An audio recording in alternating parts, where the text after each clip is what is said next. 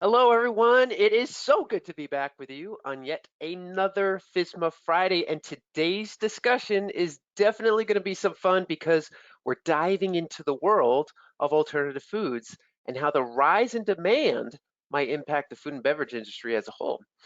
But before we begin, I'd like to send a shout out to all of our new FISMA Friday friends. We are so glad you're here. FISMA Friday is a monthly series brought to you by Safety Chain and the Acheson Group, and we provide updates, insights, and guidance around the changes within the Food Safety Modernization Act. Now, we look for different ways that you can prepare and maintain the various compliance requirements. And like today, we dive deep into emerging trends within the F&B space that you should be aware of. And best of all, you get the chance to engage with our food safety experts over at TAG and get your questions answered. So, just a quick note here, we have muted all attendee mics, but are leaving room at the end for some questions and answers. So please do put your comments and questions at any time during the presentation, and we absolutely do our best to get through them all. But if we happen to run out of time, do not worry. We will certainly follow up with you later in an email. And yes, this presentation is being recorded. And so in your email, you should find the recording and the presentation slides later on today. So all good things coming your way here on a Friday. Okay, so with that, I am extremely excited to welcome to FISMA Friday, Kate McInnes, who is not only the Senior Food Safety Manager over at the Acheson Group, but she is a PCQI certified, HACCP certified, BRC certified, and she's an internal auditor. So as you can see, Kate has experience across a very wide range within the food industry, but as we'll hear today, she's an expert in I'm gonna mess this up. Entomophagy. Holy smokes, Kate! You gotta educate me. This is exactly the place I need to be. So I can't wait to dig in. How are you doing, Kate? I'm good, thanks. And yourself? I'm very well. It's a Friday. Can't be happier. We got some FISMA updates to share, right? We do. There we go. All right, so FISMA update number 1, the FDA's released priority guidance topics for food in 2024. So if you head to the link in that website, there's a whole bunch of updated information about what they are looking to release in 2024. For FISMA update number 2, they've also launched a tech-enabled traceability video series. And so the first video in this series launched this week, and it's certainly worth a watch if you're interested in the traceability rule and how tech-enabled platforms are working with traceability. And FISMA update number 3 is the VQIP application portal is now open for 2025. So if you are importing into the US and looking to make this a little easier for yourself, certainly go there and check it out. The FISMA update number 4 on this list is that in December, there was new guidance published on menu labeling. So if that's something that you're interested in, take a look at the website there for more information. FISBA update number 5, so certainly timely given the topic of our conversation today. AAFCO approved the use of mealworm and cricket for use in pet food. So this is something that's been long coming in the insect industry in terms of getting approval for use. So this was a big step in the industry this week. Hey, Kate, can you tell us what AAFCO is? It is it's American Association for Feed, I believe. Okay. So they regulate what you can use for feed in terms of like for animals. Got it. Okay, thanks. Yep. And then FISMA update number 6. The USDA is strengthening their organic enforcement role. This is coming into effect on March 19th of 2024.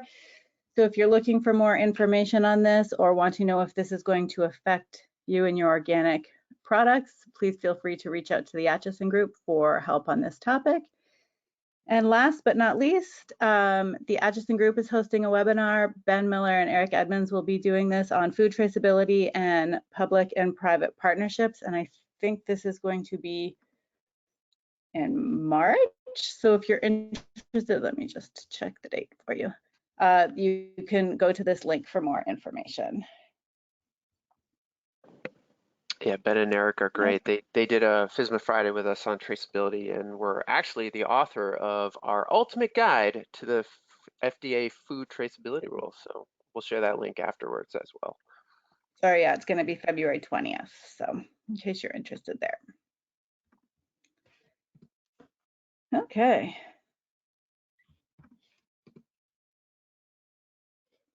So jumping into our topic today on edible insects. So in a very near future, there is going to be a need to guarantee food security for upwards of 10 billion people worldwide.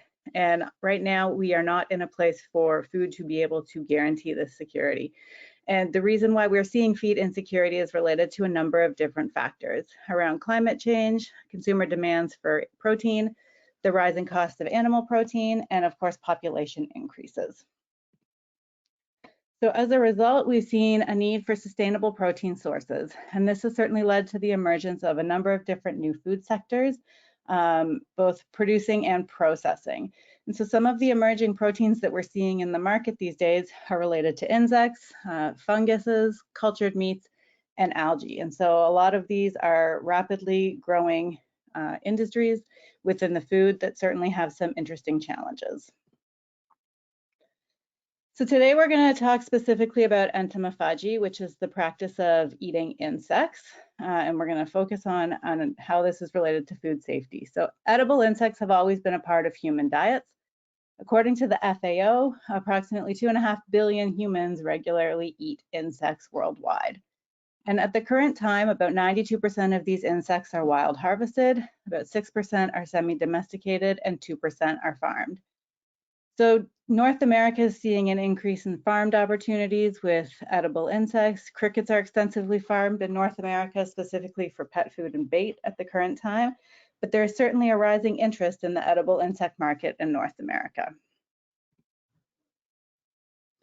So taking a look at what global consumption of insects looks like, this map shows actually the countries in the world that currently consume insects, and you can see that there are a number of countries that are regularly eating, well over a few hundred different species. So currently, globally, about 1,900 plus species of insects are consumed across about 140 countries. So there are a lot of people that are currently enjoying the protein benefits from edible insects.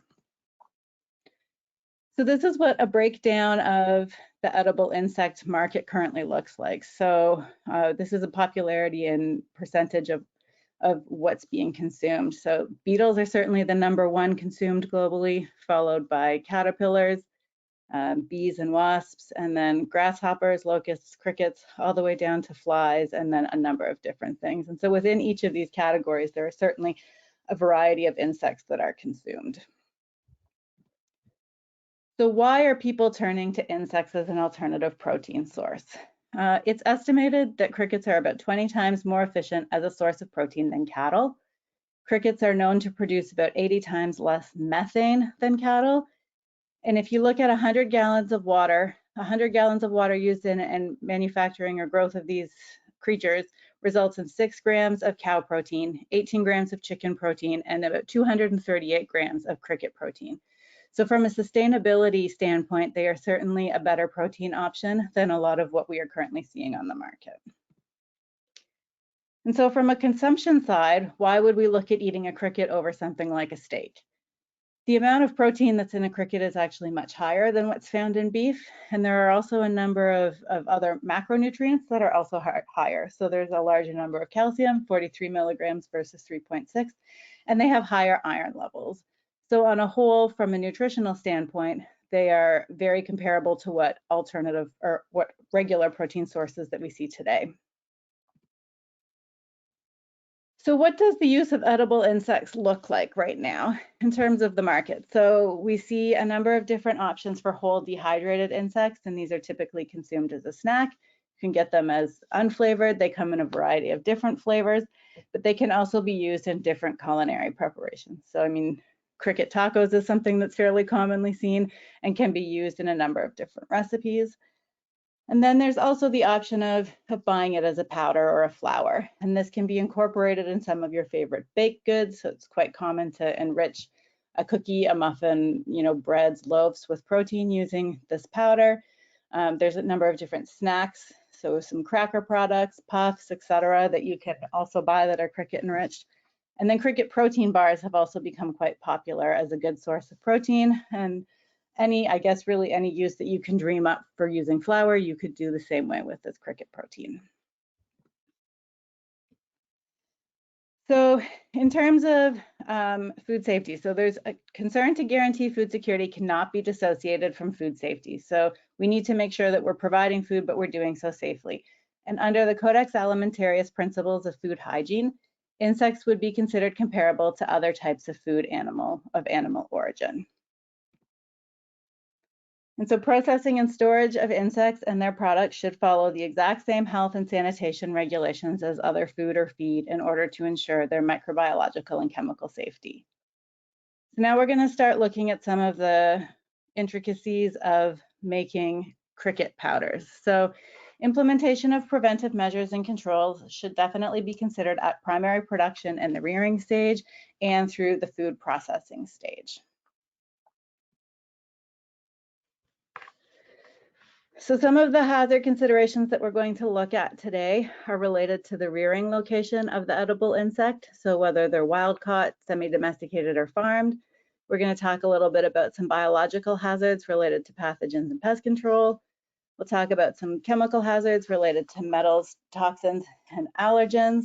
We're going to look specifically at allergenicity of insects, inherited allergenicity versus acquired, and then talk a little bit about some physical hazards that may also relate to edible insects. So really the biggest risk to edible insects is the rearing environment. So most of the risk comes from the inputs that are used for actually growing the insects. So it's really important when we're trying to create safe edible product out of these insects that we look at the water, the food, the substrate, and the housing. And these are far easier to control in a farmed environment than they are obviously if you're catching wild insects because you have no idea where they've been. Whereas in a farmed environment, you're providing those inputs and can try to do so safely to make sure we're creating the safest food possible. So insects can satisfy their water need from feed and substrate. So these feed and substrate certainly are a potential source of hazards. So when we're looking at the feed and the substrate, we really want to focus on what kind of pathogens, molds, yeasts, fungi, parasites exist in these, and how to make sure that they don't become a risk for the insects that we're growing. Additionally, with chemical hazards, we want to make sure that they're free from a lot of the similar chemical hazards that we would see in other foods. So mycotoxins and terotoxins, heavy metals, agricultural residues, drug residues. Insects are known to be able to bioaccumulate, and therefore we want to make sure that these sources are free since they will actually take their water and eat from them. So an example from my industry experience with cricket specifically. So we had a report come in of a high level of arsenic that was in our product, in our powder. And when we actually started doing the root cause analysis for this issue, it showed that the high level of arsenic was actually coming from crates that were used for rearing. So these were cardboard environments that the crickets were grown in and had high levels of arsenic in them. And so during their life cycle, they were actually accumulating from these crates, and then it was being passed on to the consumer. So it's really important when looking at how you're going to grow and have your rearing environment for insects that we're considering all possibilities, since they will basically eat everything that's in there. So when looking at where you might like to have a cricket farm or an insect farm, it's really important to avoid implementation in polluted areas that might be responsible for contributing contamination levels to the insect that you're growing. And they should be hygienically designed as with any food manufacturing facility. So it's really important to make sure that contamination is prevented and that materials are effectively cleaned and disinfected even within the farming environment. And then again, making sure that we're free from pests. So it's just also sort of a funny topic to consider given that what you're actually growing in most cases is a pest. The other side of this is that worker practices may also contribute to the microbiota of edible insects. So it's really important to make sure that worker practices are well followed. So with the primary rearing environment, we really want to make sure we're focusing on good hygiene practices, good agricultural practices, and then good veterinarian practices if we're actually looking at treating our insects with any veterinary measures. So moving on from primary rearing, we're going to talk a little bit about some of the biological hazards that are associated with edible insects. So one of the big things is that it's not actually possible to remove the gut from most edible insects. They're super tiny, and therefore, in most cases, we're processing the insect with its gut still intact. And so therefore, it's really important with edible insects to have a full understanding of the biological risks that are inherent with their microbiota. So it's known that insects have a very specific microbiota, and it's specific to the type of insect that you're looking at. So they may or may not contain native pathogens of concern, but they can certainly serve as a vector for microorganisms to pass along pathogens to humans. So they can take them in from their food and from the environment like we talked about previously, and this is certainly part of the risk that needs to be considered. So depending on your growing environment, where the insects are coming from may dictate what their gut content looks like. So these are some of the biological or pathogen hazards that are associated with insects. So you can see most of these are pathogens that we would consider in the food industry on a regular basis, but it certainly depends on the type of insect that you are growing as to what the risks are going to be. So it's really important when assessing biological hazards that you're clear on what their gut composition is made up of. So a couple of different examples here. So the prevalence of some of these pathogens is certainly lower when compared with traditional animal proteins. So something like Campylobacter doesn't easily replicate in the intestinal tracts of insects, so it may not be something that's a concern. And then with crickets, specifically Grylotes sigillatus, which is what I am most familiar with, their natural microbiota doesn't host any native pathogens that would be of issue to humans. So most of their contamination is going to come from rearing environment and feed, not necessarily the cricket itself.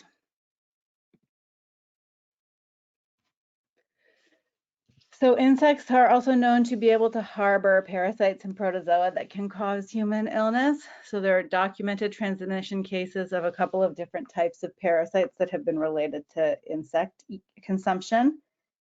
But parasitic foodborne diseases are not something that are really well documented related to edible insects.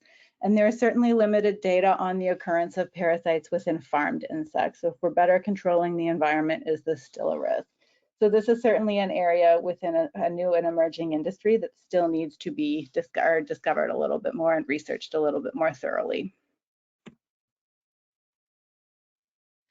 Yeast and fungi are also found in a fair amount with fresh and processed insects.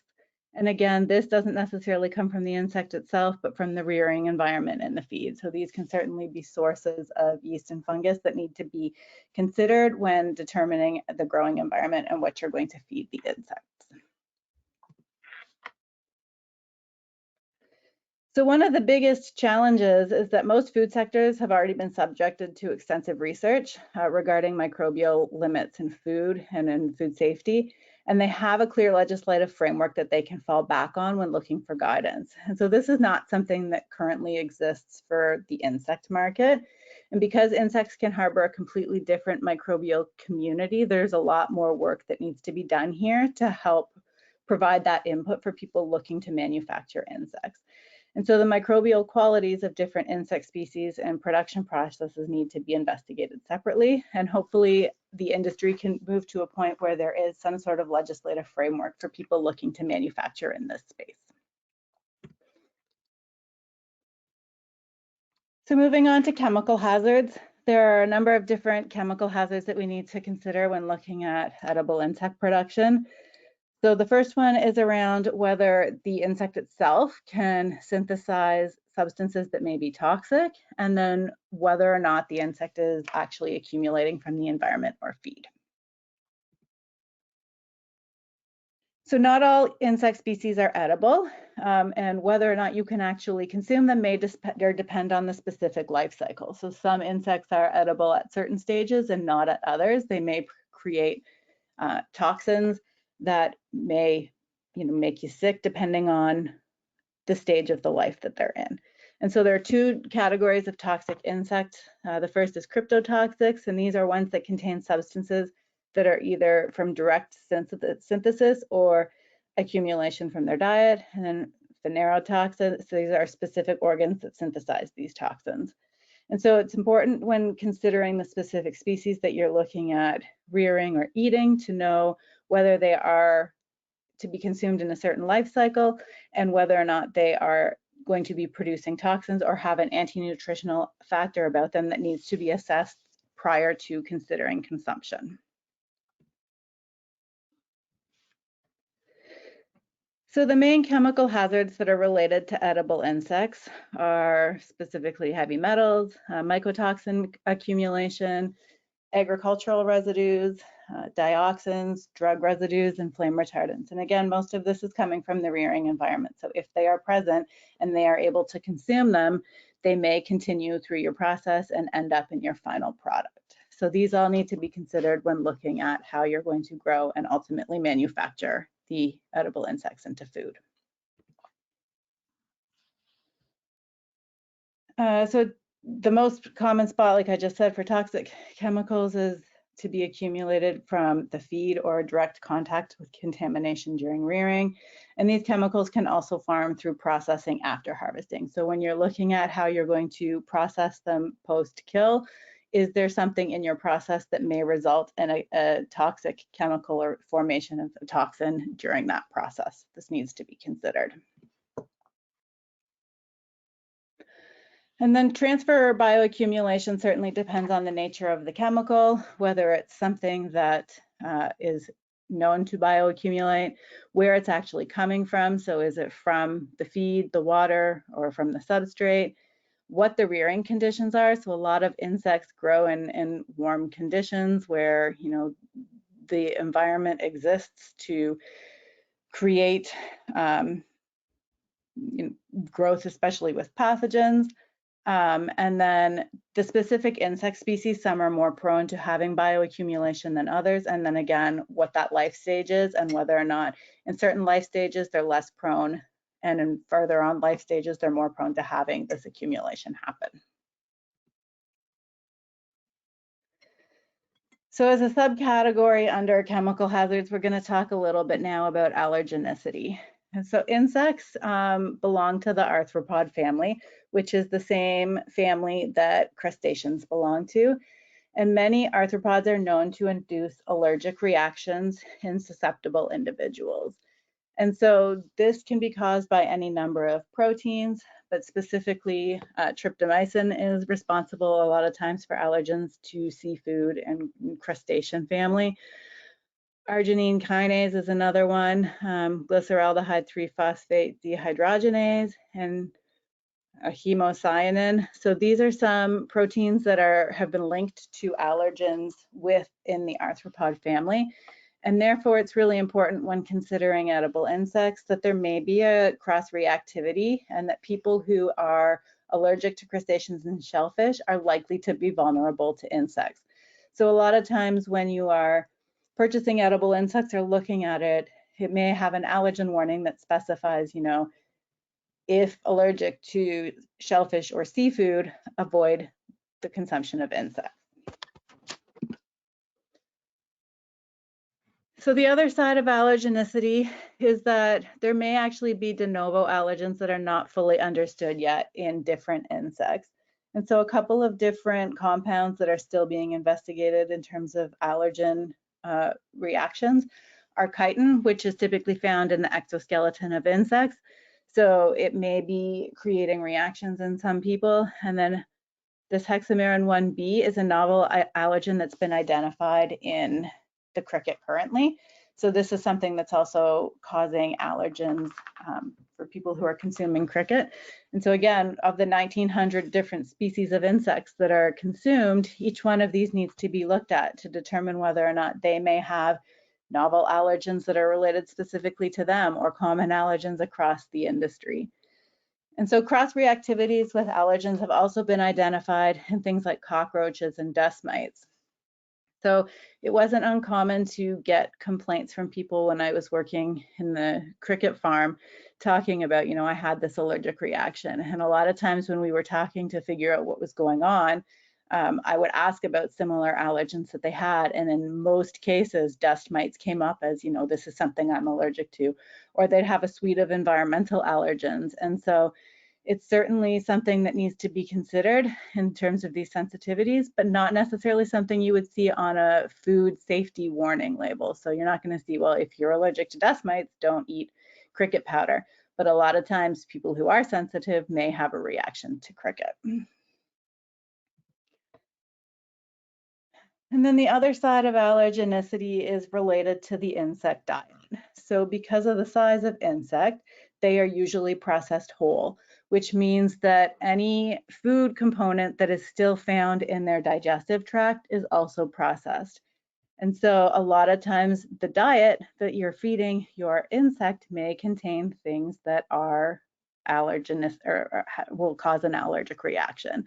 So certain insects may feed on, wheat sources where there may be the potential to find gluten in the product, or they may eat soy or fish meal as protein sources.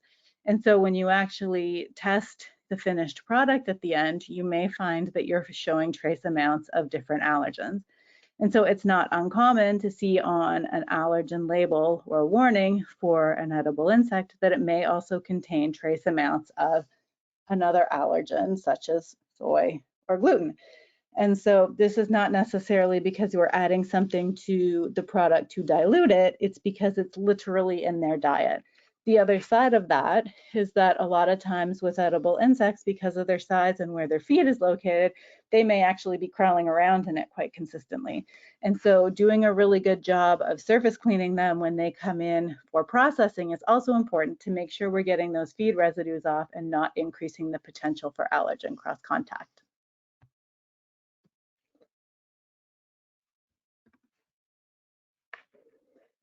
So moving on to physical hazards now. Insects are not necessarily prone to be a vector of many physical hazards, but a number of edible insects do have some fairly hard parts that can be less than enjoyable and may create a physical risk. So depending on the insect, this is something that certainly needs to be considered when looking at manufacturing. The other side of this is that it's really important to ensure that things like the substrate and pieces of what's coming out of the rearing environment and where they're living are also removed during the processing. So leaves, soil, and peat moss are all common substrates. And so parts of these, if they're remaining in with the insects afterwards, can certainly cause a physical risk.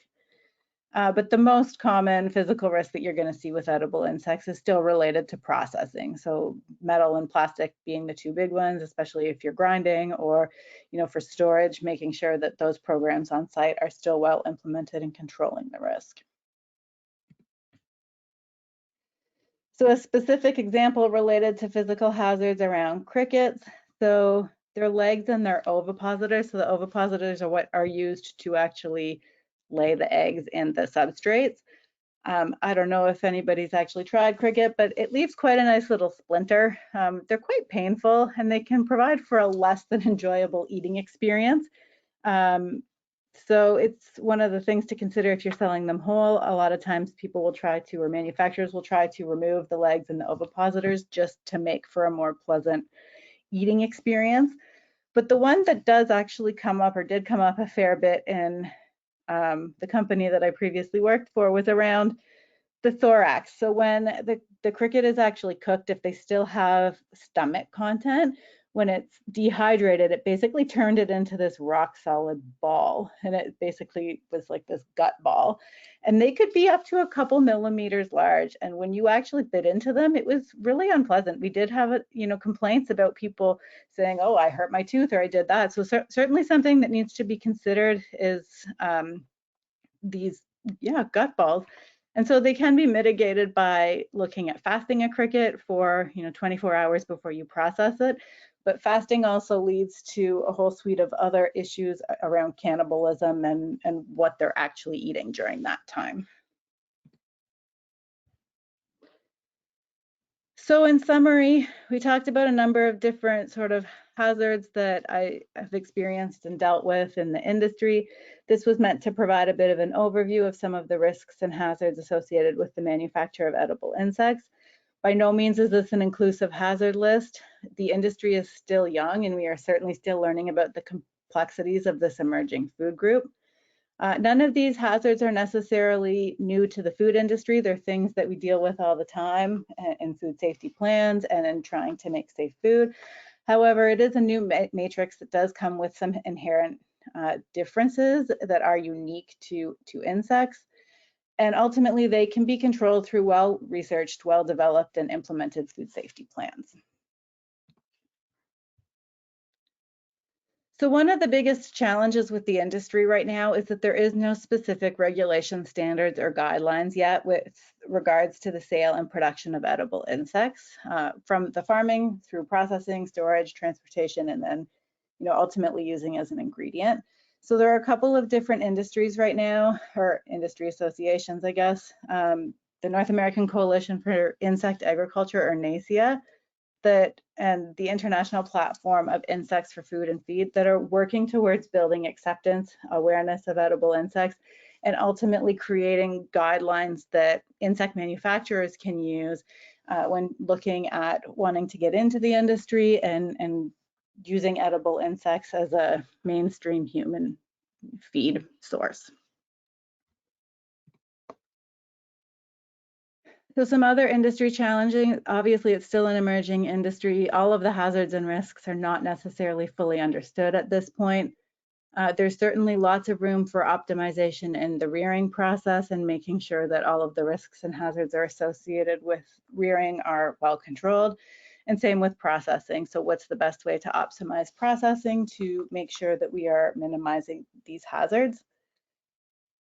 Edible insects are still actually considered a novel food in some parts of the world, which is also creating a challenge because for manufacturers that are making these, we can't actually import or export into these areas. And, it's hard to sell in some of these parts where they say, well, it's not necessarily a food group that we would consider. And the other challenge that has certainly come up is that for companies that are looking to get GFSI certification, there are not a whole lot of auditors with experience in the sector. And so in the number of GFSI audits that I sat through with an insect manufacturing company, you spend a lot of time explaining to the auditors too the intricacies of what it is you're doing and rationalizing some of the things that are in your plan to help them understand what the risks and the hazards are. So it's certainly an area where if edible insects continue, we will need to look at getting more auditors with experience to help these manufacturing companies succeed with GFSI. But I think the biggest industry challenge facing the edible insects right now is overcoming negative associations from consumers. So there certainly is a huge ick factor there around wanting to eat insects. And really looking at how we go about normalizing consumption. So one of the things that I found rather interesting with putting this together was that lobster was once considered the cockroaches of the sea, or a poor man's chicken, and it was primarily used for fertilizer or feed for prisoners and slaves. And it's now considered a delicacy. So hopefully, as insects continue to gain popularity, we can get to the point where it's considered a normal alternative, protein source for human consumption. So with all that being said, are you buzzing to try them? Oh yeah. Let's get that order in. Oh my goodness. Ah, lots of protein in that picture there. But Kate, there was definitely lots going on that I myself wasn't aware of before this webinar. So I thank you for the information, and hopefully everybody else um, actually took some good notes here, because what I was doing before we got on the call was looking into the edible insect market, and I saw that there's a $7 billion increase in this market from 2021 to 2029, the expected increase to about $9.5 billion in revenue expected for 2029. And the biggest growth areas are obviously food animal food, and cosmetics. So this is no joke. This is something that's definitely emerging, and it looks like the United States is by far the biggest adopter in edible insects. That's being projected to 2029.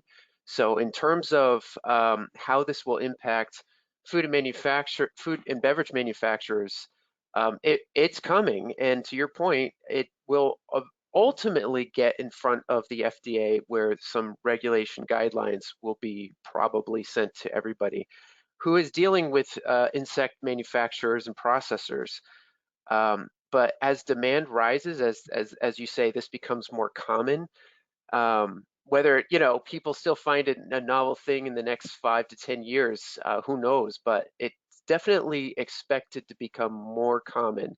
And as you said, in some examples, there's insect burgers or flour and other ways that people can infuse more protein into their products by using insect-based ingredients or even the whole insect. So very, very interesting to look at just the market growth estimates. Yeah, it's exciting. It's an exciting time to be in alternative proteins, that's for sure. Yeah. Yeah, I see some folks, we're popping in a little late. Yes, don't worry. This is being recorded. We will definitely send the slides out so you can capture those links that Kate shared in the beginning with the FSMA updates as well. Um, One of the things that I'm seeing come through is the idea of documentation, right? That's really kind of the crux of FSMA compliance. You have to have your documentation in a really good spot in case an auditor shows up. Now, seeing as this industry is budding, it's emerging, um, would you advise people to be as rigorous in their documentation when, if they are themselves growing insects or dealing with a supplier of insects or insect materials or ingredients?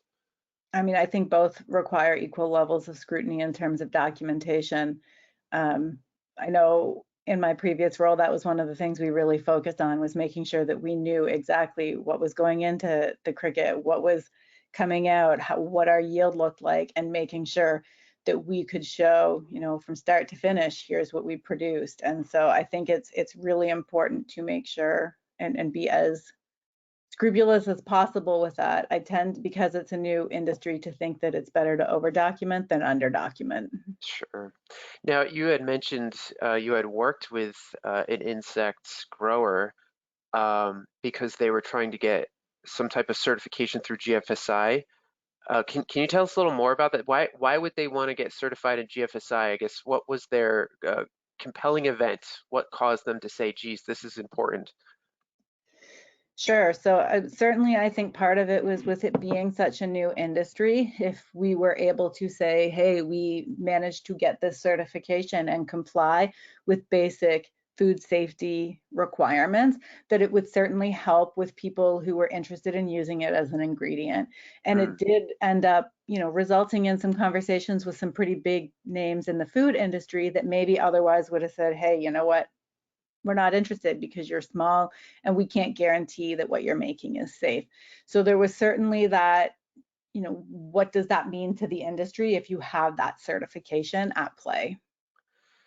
yeah, so that's interesting. The demand from the customer, and this is, the story of all time, right? The big fish is telling the little fish, all right, we're not doing business with you until you comply with what we want. Um, So that's interesting. So was it SQF? Was it BRC or BRC, yep. it was okay? Yeah, so that's interesting. I'm wondering if GFSI is starting to talk more about it, and you mentioned a couple of the groups, right? NACIA and IPIFF, Yep. um, and they're kind of lobbying to get more awareness and possibly some more guidance around this industry and how to have better safety measures in place. Yeah, I certainly think they're both, big enforcers and wanting to see the industry succeed. But in order to do that and to truly have people understand that it is a safe food group, that we need to have those regulations in place so that we understand that what we're eating when we're eating edible insects is safe for human consumption. So they're really pushing towards providing that framework for growers and manufacturers so that we understand as an industry what needs to happen with edible insects. Right, right. It legitimizes it too, right? The more that you're getting more involved with GFSI certifications or that sort of thing, you're obviously growing the appeal to work with you as a emerging vendor. So Absolutely. when you were talking about biohazards and what's actually in their gut, you had mentioned a couple of, or there actually was a slide filled with examples, including Listeria and Salmonella. Um, these are kind of serious things, right? Like if there was an outbreak, it would be newsworthy. It would, So how are we, I guess, how are we advising people that are doing business with growers or growing themselves to make sure? So I'm thinking of the food traceability rule, which I know you mentioned Eric was going to be doing a session on later. But how does a grower or somebody who's doing business really able to track a source back to what an insect was consuming or living in? Um, it sounds challenging. I think the one thing, especially, at least speaking from my experience, so I come from cricket, they were grown, in a farm environment. It was very, farm-like, um, is understanding that, especially with listeria, it's going to be there. It's going to be there, in the existing environment. We would see it on cricket incoming. We knew that it was something that we had to deal with, but we also knew that when dealing with it, because their gut is not necessarily innately going to be the source of listeria, that mostly what we were talking about was from the manufacturing environment. So providing a good wash to the crickets before they actually went into the oven was one way to help make sure that any surface contamination was removed. But we also, especially with making dried insect that's going to have a long shelf life, you're talking about something that has a very low water activity, that we were getting up to really high temperatures in order to dry fully. So there were some intricacies around developing, in our case, a critical control point that would help to make sure that that risk had been eliminated with the insects. Right. And then obviously going back to documentation, making sure you have a record of that so you can share it in case the people you're doing business ask. And yeah, so this brings Absolutely. us to allergens, and you had that good example where, if you're allergic to crustaceans, you may not want to eat this or eat this product that contains edible insect ingredients. Um, and obviously, I would assume if their customers are getting sick, they're not going to be in business very long. So I guess is there just this initiative with maybe some of these groups like the NACIA to bring awareness to those that are getting into this business to say, look, these are standards in the regular food and beverage industry. You should be doing exactly what they do to legitimize your business. Yeah, I can only speak knowing sort of how we looked at that in my previous, company. But because it's such a new and emerging industry, we wanted to make sure we stayed on the up and up with everything that we were doing, whether it was related to allergens or pathogens. We didn't want to be the reason why there was an industry recall that went, okay, we're not going to eat cricket because of X, Y, and Z. And so in terms of allergens, it was easier to actually say, this is what the potential is here. Um, Take it or leave it, right? We tended to err on the side of caution by saying, as the consumer, when you eat this, this is what you may be exposed to, rather than putting ourselves in a situation where we were having a recall. Yes, exactly. All right. I have covered all the questions that came in now, but I did want to just bring up one thing that you said earlier. And again, you said you're growing a pest. That made me laugh. Um, but one of the first slides you shared, you said insects would be comparable to other food. But it goes to show that if it is comparable to other foods, it will be regulated like other foods. So this is, in your opinion, definitely going to be something that's coming up in FSMA, regulated by the FDA and potentially other groups. Would you take a guess as to a time frame? Like, are we talking 10 years? What do you think? I'm not even sure how to answer that, to be honest. I mean, No, no problem. I put you on the spot. That's okay. yeah, especially, I mean, I think it depends on when the market finally hits its stride and takes off. There are certainly a number of players that are hoping that it gets to that point. But a lot of these companies have been around for a decade already, and we still haven't seen the emergence of these regulations, right? So I don't know if these regulations need to go into effect in order to help increase the industry Mhm. and make that market, or whether it's something where that market has to take off before they're going to come in and say, here's the regulation around it. Yep. Um, so Well, it's no yeah, no, different than say lab grown beef or something, right? yeah. That's also emerging, and that's also not necessarily being regulated. Even nutraceuticals, it's kind of within that same area. That's, like you said, we're still collecting data, but for reading the tea leaves, it's coming. The regulations will be coming because again, demand is increasing. Anyway, I'm going to leave everybody with just a little bit of a nudge here to go visit the Acheson group and Safety Chain. We have a bunch of resources that you can check out. There's definitely tons that you can mull through, whether you're looking for GFSI certification yourself or learning more about the food traceability rule and how to prepare for that. Definitely the Acheson group and Safety Chain has some resources for you to check out. Kate, this has been really fascinating for me. And again, I keep finding myself Googling things just because I'm just curious. So yeah, I'd love to check back in with you maybe in a little bit just to see what your thoughts are in terms of the way that this industry is kind of evolving, especially in 24 and 25. If this survey that I looked at, this market survey is true, we're going to see some regulations coming up sooner than we think. Hopefully, I think that would be a great step for the industry as a whole. Awesome. All right. Well, I'm going to leave everybody to enjoy the rest of their Friday and weekend. We thank you, Kate, so much, and definitely Thank look you so forward to much. having you on again on FSMA Friday. Thank you, and have a great weekend, everybody. Take care, all. We'll see you next time.